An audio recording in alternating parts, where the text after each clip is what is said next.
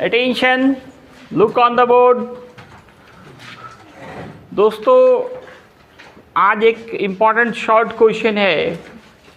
Question क्या है कि 1 एम्पियर करंट का एसआई डिफिनीशन बताना है आपको।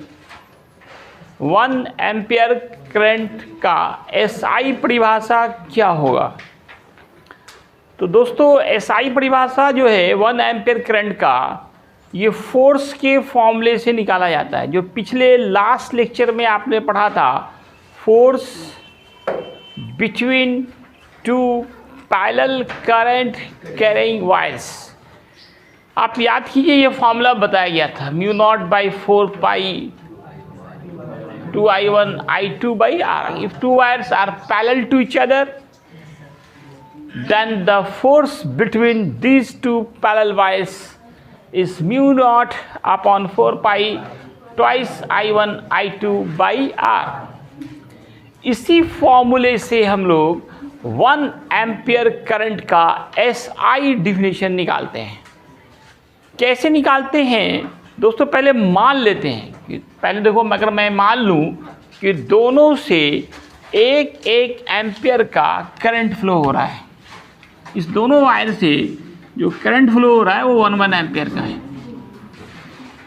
अगर ये मान लिया जाए, लेट इस फॉर्मूले में अगर हम लोग ये मान कर चलते हैं कि I1 equal I2 and it is equal to the 1 ampere and distance is 1 metre, then force will be, you know that the value of mu naught by 4 pi 10 to the power minus 7 2 into 1 into 1 by 1, तो force कितने हो जाएंगे 2 into 10 to the power minus 7 Newton. अब इसको आप reverse कर दीजिए। क्या कर दीजिए? रिवर्स कैसे कीजिए कि अब आप बोलें कि इफ द फोर्स बिटवीन, उल्टा बोलना है, फोर्स ही पहले बोल रहे हैं, if the force between two parallel equal current carrying wire lie at 1 meter distance is 2 into 10 to the power minus 7 Newton, then electric current passes through each wire is 1 ampere current. क्या बोलेंगे दोस्तों कि अगर दो parallel wires 1 metre की दूरी पर हो, दोनों से इक्वल करंट पास हो रहा हो और दोनों के बीच लगा force 2 into 10 to the power minus 7 Newton का हो, तब प्रत्येक वायर से फ्लो होने वाला करंट 1 एम्पियर का होगा।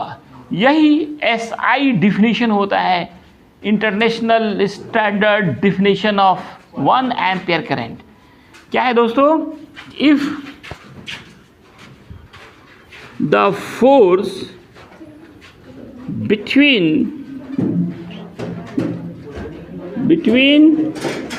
if the force between two equal to parallel, पहले पैरेलल लिख दें, two parallel equal current carrying wires lie at 1 meter distance is कितना है 2 into 10 to the power minus 7 Newton. तब दोस्तों then electric current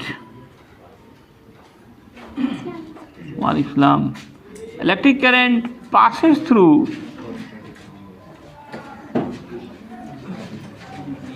through each wire, हर एक wire से जो करंट पास होगा will be 1 ampere current, 1 ampere current. तो दोस्तों एग्ज़ाम में ये लिखना आपको ज़रूरी नहीं है, ये तो मैं आपको समझाने के लिए बताया।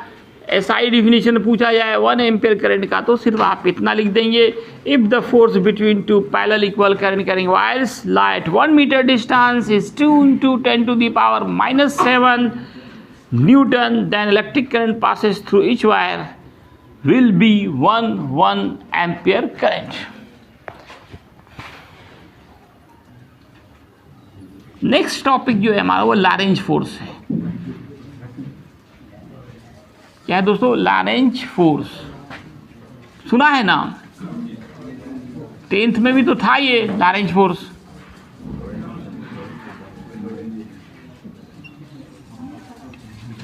लैरेंज फोर्स मोस्ट इंपॉर्टेंट, ये VVI कुछ नहीं छोड़ना है, सब पढ़ना है, 100% के लिए पढ़ना है, इसीलिए सब पढ़ना पड़ता है। लैरेंज फोर्स ऑब्जेक्टिव में हर साल दिखता है, ये फॉर्मूला पूछता है इसमें से कौन लैरेंज फोर्स का फॉर्मूला है। लैरेंज फोर्स क्या है? Net force exerted by electric field and magnetic field both on a moving charge। एक साथ दोनों फील्ड हो, इलेक्ट्रिक फील्ड भी हो और मैग्नेटिक फील्ड भी हो, दोनों एक साथ मूविंग चार्ज पर जो जितना फोर्स लगाता है उसी का नाम है लैरेंज फोर्स। एक साथ दोनों फील्ड हो, इलेक्ट्रिक फील्ड भी और मैग्नेटिक फील्ड भी, और उस फील्ड में कोई चार्ज मूव कर रहा है, तब उस पे लगने वाला नेट फोर्स, टोटल फोर्स ही लैरेंज फोर्स कहलाता है। The total force, net force exerted by electric field and magnetic field both on moving charge is called lagrange force। क्या डिफिनेशन होगा दोस्तों इसका? The net force exerted by वालेकुम सलाम by electric field वालेकुम सलाम and magnetic field both किस पर? on a moving charge ही कहलाएगा दोस्तों इसका लैरेंज फोर्स।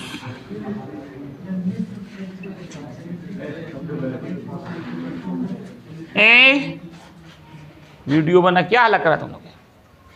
एक साथ दोनों फोर्स लगा रहा हो, इलेक्ट्रिक फील्ड भी और मैग्नेटिक फील्ड भी, तो बताओ लैरेंज फोर्स का क्या फॉर्मूला होगा? फॉर्मूला क्या होगा लैरेंज फोर्स का?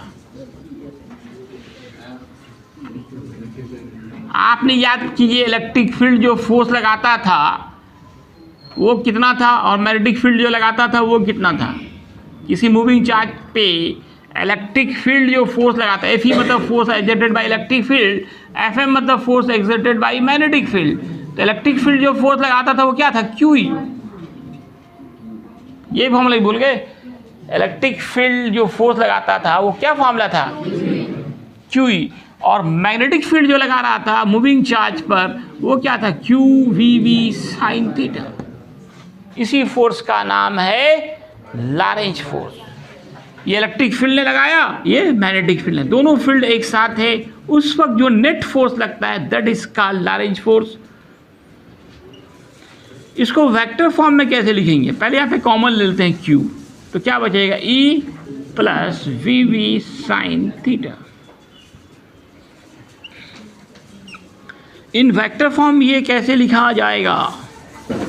इन वेक्टर फॉर्म, तो F के ऊपर एरो, Q तो स्केलर है, एरो नहीं होगा, E वेक्टर है, इस पे एरो होगा, और यहाँ V velocity is vector and magnetic field induction is also vector. Sine theta हट जाएगा, क्रॉस का साइन लगाएंगे फिर साइन थीटा हट जाएगा। This equation is called, this equation is called vector form।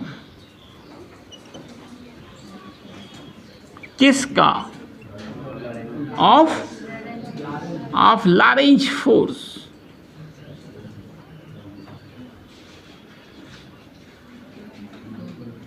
ये इक्वेशन आपको देखिए एक साथ आपको इसमें 4 वेक्टर दिख रहा है, से याद रखना आसान होगा कौन कौन वेक्टर है। Force vector, electric field vector, velocity vector, magnetic induction vector, but charge is scalar. इस एक फॉर्मूले से आपको 4 वेक्टर और एक स्केलर का पता चल रहा है। तो ऑब्जेक्टिव में ऑप्शन में जनरली ये वाला ज़्यादा दिखेगा। क्वेश्चन बैंक देखिए तो उसमें आपको लॉरेंज फोर्स का जो फॉर्मूला है वो वेक्टर फॉर्म में जो जाता होता है ना, वो ज़्यादा इम्पॉर्टेंट होता है। तो एक साथ दोनों फील्ड हो, इलेक्ट्रिक फील्ड भी, मैग्नेटिक फील्ड भी, और उसमें कोई चार्ज मूव कर रहा हो तो उस पर दोनों फील्ड फोर्स लगाएगा, वो जो नेट फोर्स होगा उसी को हम लोग कहेंगे लॉरेंज फोर्स। लिख लिया जाए। स्टॉप। नजदीक से बात।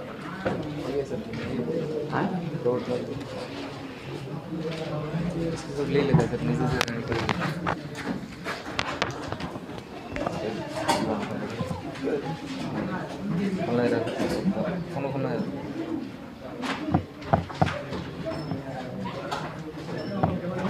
फोटो